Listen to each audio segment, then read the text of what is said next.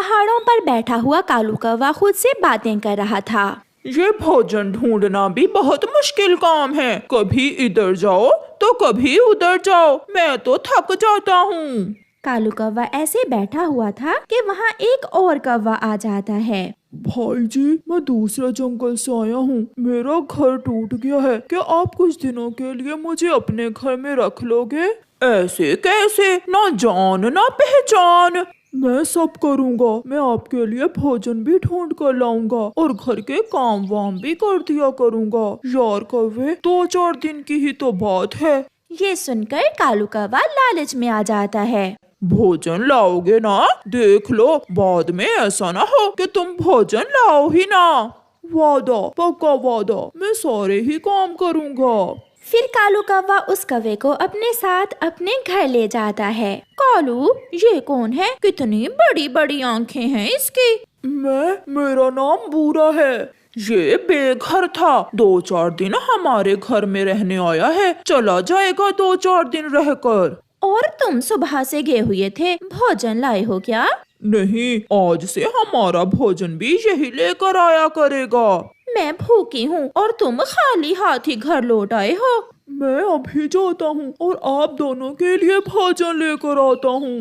फिर बुरा कौवा वहाँ से चला जाता है। बहुत नींद आई है, मैं थोड़ा सो लेता हूँ। उस बुढ़े कौवे की पत्नी तो बहुत सुंदर है, मगर वो बुढ़ा उसे भोजन भी नहीं ला कर देता। वो कौवा कुछ दाने लेता है और एक मीठा फल उसे मिल जाता है।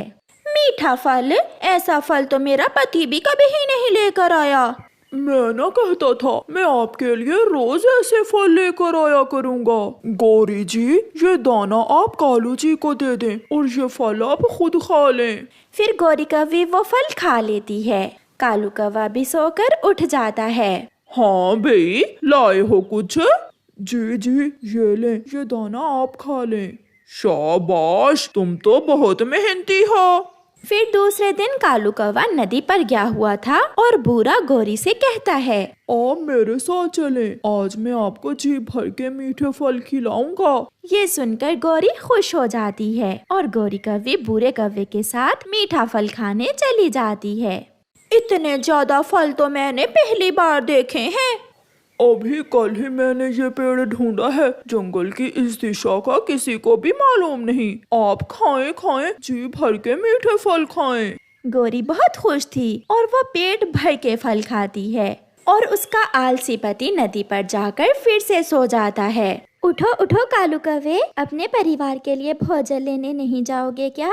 चिड़िया, तुम हर समय मेरी नींद खराब करती हो। अभी अभी तो सोया था मैं और तुम मेरे भोजन की चिंता ना करो। भोजन लाने के लिए मैंने एक नौकर रख लिया है जो मेरे लिए और मेरी पत्नी के लिए भोजन लाया करेगा।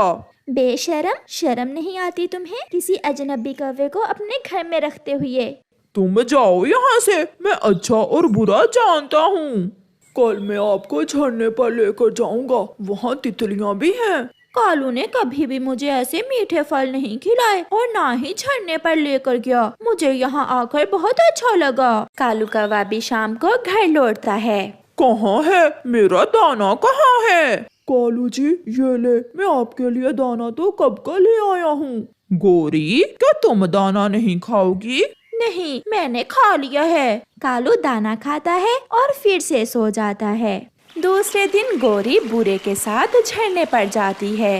ये झरना हमारे जंगल में है, मुझे तो मालूम ही नहीं था। वो बुढ़ा कभी आपको लेकर आए तो फिर ही ना। वो तो हर समय सोया ही रहता है। फिर झरने पर गौरी कौवी तितलियों के पीछे पीछे भागती है और बहुत इंजॉय करती है। वहाँ फूलों के पास एक झूला है, चलो मैं तुम्हें झूले पर बिठाता हूँ। फिर वो झूले पर जाते हैं। गौरी झूले पर बैठ जाती है और बुरा कौवा गौरी को झूला दे रहा था। ये क्या, ये कालू तो नहीं है? फिर गौरी किसके साथ घूम फिर रही है? ये कौवा तो हमारे जंगल का भी नहीं है। ये देखकर हरियाली तोती भागी भागी कालू कौवे के पास जाती है। कालू, कालू, मैंने अपनी आँखों से देखा है, गौरी झूले पर बैठी हुई थी और कोई कौवा उसे झूला दे रहा था। ये तुम क्या कह रही हो हरियाली? जरूर तुम्हें कोई गलत फहमी हुई होगी। भला मैं गौरी को कैसे भूल सकती हूँ, वो झरने के पास है। फिर शाम को गौरी और बूढ़ा कालू के घर आने से पहले पहले ही घर पहुंच जाते हैं। कालू भी घर आ जाता है। गौरी, तुम कहाँ थी आज सारा दिन? मैं तो घर में ही थी। आप कालू जी दाना खाएं, मैं दाना ले आया हूँ आपके लिए। तुम चुप कर जाओ। गौरी, मुझे सब मालूम हो गया है। तुम आज कहाँ थी? तुम इस कौवे के साथ झरने पर गई थी और झूले पर भी बैठी थी। अगर मालूम हो गया है तो फिर क्या हुआ? मेरा भी दिल करता है मीठे फल खाने को, मेरा भी दिल करता है जंगल घूमने को। तुम कभी लेकर गए मुझे, और अगर अब मैं इसके साथ गई हूँ तो तुम्हें बहुत जलन हो रही है। मैं जाऊंगी। गुस्से में कालू कौवा घर से निकल जाता है। चिड़िया बहन, अब आप ही कुछ बताओ। मैं आलसी था, जैसा भी था, कभी गौरी ने मुझसे ऐसे बात नहीं की थी जैसे आज कर रही थी। मैं कैसे उसे उस कौवे के साथ बाहर जाने से रोकूं? मैंने तो पहले ही मना किया था तुम्हें उसे घर में रखने से। मगर वो भोजन भी लाता है ढूंढ कर। खुद को बदल लो और मेहनत करना सीख लो। अपने परिवार का खुद ख्याल रखना सीख लो। गौरी को खुश रखो, उसे बाहर लेकर जाया करो, वरना मुझे तो ऐसा लग रहा है गौरी तुम्हें छोड़ जाएगी। नहीं चिड़िया, ऐसा नहीं हो सकता। कौवा वापस भागता है। कालू जी, दाना तो खा ले। दफा हो जाओ, ये अपना दाना उठा और यहाँ से चला जा। मैं बहुत बेगैरत हूँ जो तुम्हें अपने घर लेकर आया। मैं दाना भी ले आऊंगा और सब कर लूंगा। फिर कालू उस कौवे को घर से निकाल देता है। गौरी कुछ नहीं बोलती, वो चुपचाप बैठी थी। गौरी, उठो, मेरे साथ चलो। कहाँ? बाहर घूमने। आज से मैंने अपना आलसीपन खत्म कर दिया है। मैं आपको घुमाने भी लेकर जाया करूँगा और आपके लिए मीठे फल भी लाया करूँगा। सच? क्या तुम सच कह रहे हो? हाँ, चलो मेरे साथ। फिर गौरी और कालू अपने घर से निकलते हैं। उस दिन से कालू मेहनती बन जाता है और उसे अपनी की हुई गलतियों का एहसास हो जाता है और वो गौरी का बहुत अच्छे से ख्याल रखता है। प्यारे दोस्तों, इस कहानी से हमें सीख मिलती है कि किसी अजनबी पर विश्वास न करें और मेहनत से अपने काम खुद करें, ना कि दूसरों की तरफ देखें। आपका धन्यवाद। पापा, घोड़ा बने, मैं आपके ऊपर बैठकर सैर करूँगा। पापा, घोड़ा बने ना। फिर कुकू अपने पापा के ऊपर बैठ जाता है। आप भी बच्चे के साथ बच्चा बन जाते हैं। कालू, जाओ, ये डंडा लेकर जाओ और चुप करवाओ उन्हें। मैं कब से जाग रही हूँ। मैंने कल भी चिड़िया को बताया था कि उनके हंसने की आवाज हमें सोने नहीं देती, मगर वो समझते ही नहीं। फिर कालू कौवा गुस्से में डंडा उठाकर अपने घर से निकलता है। कालू जोर से डंडा चिड़िया के घर के दरवाजे पर मारता है। निकलो बाहर। मैंने तुम्हें कितनी बार समझाया है, रात को शोर ना किया करो। ये कौन है? आप रुके, मैं देखती हूँ। कालू भैया, क्या हुआ? आप इतने गुस्से में क्यों हैं? मैं तुम्हारे सर फाड़ दूंगा अगर फिर ऊंची आवाज से बात की तो। पापा चिड़िया भी घर से बाहर आ जाता है। हम अपने घर में जो भी करें, तुम्हें इससे क्या? आप घर चले आप। मम्मा चिड़िया पापा चिड़िया को घर भेज देती है। ठीक है कौवे भैया, आप जाएं, हम लड़ाई नहीं करना चाहते, हम चुप कर जाते हैं। फिर कौवा गुस्से में वहाँ से चला जाता है। मारा भी है उन्हें या ऐसे ही गुस्सा दिखाकर आगे हो? चिड़िया ने अपने पति को घर भेज दिया। मैं तो एक लगाने लगा था, बच गए वो। अब अगर दोबारा उन्होंने ऐसा किया तो छोड़ना नहीं उसे। दूसरे दिन मम्मा चिड़िया अपने पति से कहती है, मैं बहुत परेशान हूँ अपने बेटे की वजह से। मेरा बेटा अभी छोटा है और वो कौवे बहुत गुस्से वाले, मुझे डर लगता है। आप ऐसे ही डरा ना करें, कुछ नहीं होगा। कुकू के पापा, क्यों ना हम ये घर बेचकर किसी और जगह चले जाएं, जहाँ ये कौवे ना हो। क्या उन कौवों से डरते हुए हम घर बेच देंगे?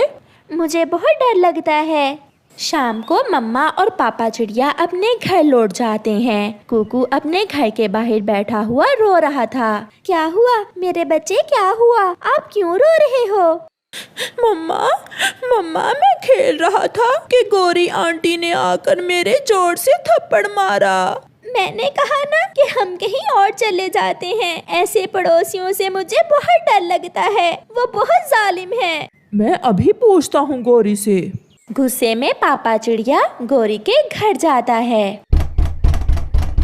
क्या बात है, क्यों दरवाजा तोड़ रहे हो? मेरे बेटे को तुमने क्यों मारा? मैंने उसे कई बार कहा है कि पेड़ से पत्ते तोड़कर ना फेंका करो, हवा से वो पत्ते मेरे घर के सामने आते हैं। तो ये कोई वजह है बच्चे को मारने की? आप प्यार से भी तो समझा सकती थी। इतने में कालू कौवा आ जाता है।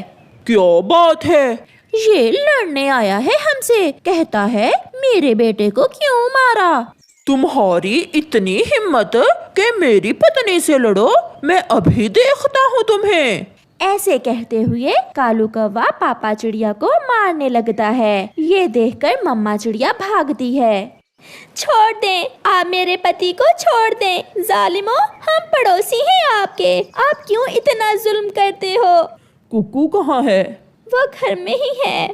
बड़ा आया हमसे लड़ाई करने वाला। मम्मा और पापा चिड़िया वहाँ से चले जाते हैं। ये प्यार से समझने वाले नहीं हैं। मुझे डंडा चलाना भी आता है। आप ठीक ही कहती हो, हम यहाँ से चले जाएंगे। अब यहाँ हमारा बेटा सुरक्षित नहीं रहा। हम इन कौवों से रोज रोज लड़ नहीं सकते। फिर दूसरे दिन मम्मा चिड़िया एक पेड़ पर बैठी हुई थी कि वहाँ एक चील आ जाती है। चिड़िया डरो ना, मैं अब मांस नहीं खाती। मैं तो अपने लिए कोई घर ढूंढ रही हूँ। क्या तुम्हारी नजर में कोई घर है? थोड़ा सोचने के बाद मम्मा चिड़िया चील से कहती है, हाँ चील दी, घर तो है। मैं अपना घर बेचना चाहती हूँ। तो फिर आ मुझे दिखा दे वो घर। चिड़िया चील को साथ लेकर अपने घर जाती है। ये घर तो ठीक है, नया बना हुआ है। चिड़िया आप इसे क्यों बेच रही हो? हमारे पड़ोसी बहुत बुरे हैं, हमेशा लड़ाई करते हैं मुझसे।